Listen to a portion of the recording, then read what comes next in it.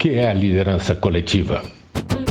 Meu nome é Aino Burmester, médico e administrador de empresas com doutorado em ciências pela Universidade Federal de São Paulo.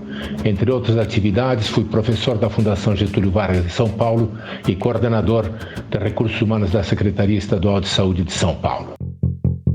Estalos Resumo Cast.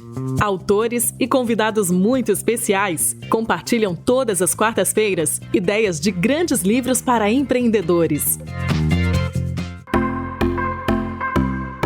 As organizações do século XXI são grandes, complexas e sofisticadas como nunca antes na história. Nelas há muita informação disponível e de acesso fácil para todos. Muita especialização em automação. Nelas não há mais detentores únicos do saber. Portanto, estruturas convencionais de liderança não são mais adequadas às demandas de novos padrões de direção, coordenação, comando e controle das organizações atuais, porque as características delas são muito diferentes do que foram no passado. Também, os padrões de comportamento são muito afetados por novas tendências educacionais e culturais, seja nas famílias, como nas escolas, de maneiras que as expectativas das pessoas também são outras hoje comparadas com o que foram no passado.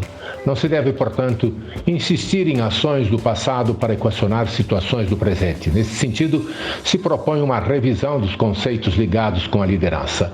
A liderança sempre foi vista como resultante da ação de indivíduos carismáticos, messiânicos ou heróicos. Na visão prevalente até aqui, a liderança é considerada sempre como um fenômeno individual, no qual se destaca a figura de uma pessoa que sozinha dá direção e provê inspiração a um grupo de seguidores. A ideia tradicional de um líder que dirige, orienta, seduz, manipula, inspira, motiva, coage ou determina autocraticamente as coisas como devem ser feitas, ela é muito reducionista para as organizações do século XXI, com as múltiplas e complexas demandas dos seus grupos de interesse. Essas ações são muito mais complexas e volumosas para serem confiadas a uma única pessoa. Ela não conseguiria dar conta das tarefas sozinha, não conseguiria física, emocional e cognitivamente responder satisfatoriamente a todas as demandas a que estará exposta, colocando em risco a própria organização se insistir em fazê-lo. Por mais sedutora que seja a ideia do salvador da pátria, ela serve muito mais para inflar egos cheios de vaidade e famintos por reconhecimento personalizado. É só pensarmos nos males que grandes líderes carismáticos causaram para as nações e para as empresas ao longo da história. Carisma é bom para artistas e comunicadores sociais, mas não para líderes autênticos e verdadeiros. Liderança coletiva, ao contrário, é um processo dinâmico em que um grupo de líderes utiliza suas experiências e habilidades em rede para dar respostas ao conjunto de demandas da governança de uma organização complexa. É um processo de influência dinâmico e interativo no qual indivíduos em grupo, com o objetivo de liderar uns aos outros, atuam para realizar as metas do grupo, da organização ou de ambos. Estamos falando de transformação da cultura organizacional. O King's Fund é um fundo especial criado pelo governo britânico para estudar formas de melhorar o sistema de saúde da Inglaterra. Em relatório recente, o fundo diz, abre aspas, que a liderança coletiva significa cada um assumindo suas responsabilidades pelo sucesso da organização como um todo, não apenas em seu emprego ou no seu setor de trabalho. Isso contrasta com a abordagem tradicional de liderança focada no desenvolvimento de capacidades individuais, negligenciando a necessidade do desenvolvimento de capacidade coletiva ou do desenvolvimento de líderes no contexto da organização em que trabalham. O Serviço Nacional de Saúde, segue dizendo o relatório, necessita de lideranças do mais alto nível se quiser responder satisfatoriamente às pressões assistenciais e financeiras a que está submetido de forma nunca vista antes na sua história. Em relatórios anteriores já se discutiu a necessidade de avançar do conceito de líder-herói para o da liderança compartilhada e distribuída por todo o sistema, fecha aspas. Peter Senge fala sobre comunidades de liderança como exercício da liderança por meio de um processo compartilhado. A liderança pertence mais às redes empresariais do que à hierarquia formal da empresa. Trata-se de uma abordagem contrária à visão do líder individual heróico. São equipes de líderes que compartilham decisões no mesmo nível hierárquico.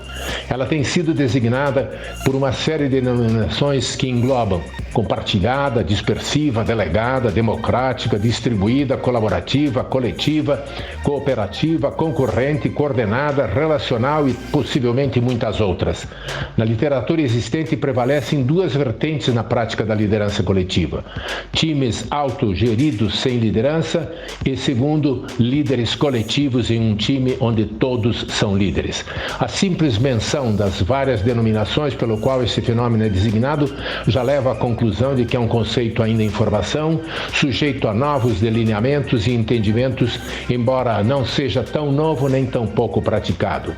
Com atenção apurada, se perceberá que grandes corporações públicas e privadas cada vez mais adotam práticas de governança englobáveis nesse conceito, embora nem sequer suspeitem que o estejam fazendo. O fazem para simplesmente responder às necessidades sentidas no seu dia a dia. Como exemplo, podemos citar a Morningstar, empresa da Califórnia, nos Estados Unidos, que fatura $2 bilhões por ano e opera com liderança coletiva. O ouvinte interessado poderá procurar nos sites de busca mais informações sobre essa empresa. A liderança coletiva não consiste ou não prescinde do líder, mas prioriza o grupo de líderes que pode englobar toda a organização. Reconhece a rede de poderes existentes dentro da organização, inclusive o informal.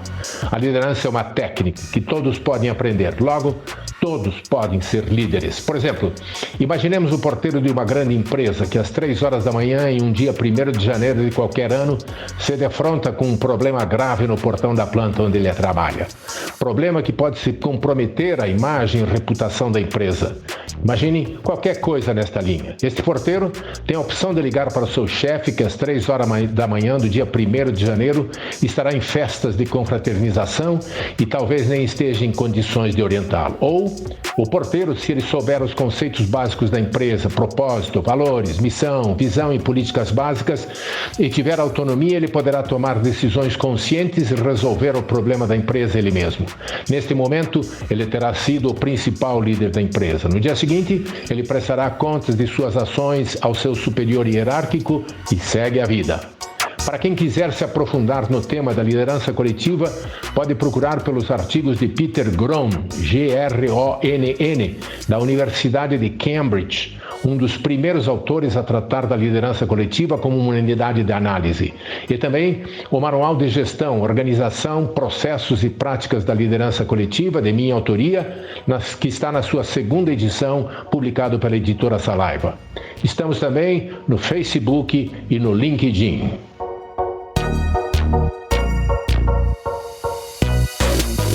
Estalo Resumo Cast. Grandes ideias em pouco tempo, com a qualidade de quem mais entende de livros de negócios no Brasil. Você já conhece o Resumo Cast News, um programa jornalístico com a qualidade do Resumo Cast. São edições semanais com novidades do mundo das startups, inovação e empreendedorismo. Visite resumocast.com.br/news ou procure o Resumo Cast News no aplicativo de podcasts de sua preferência.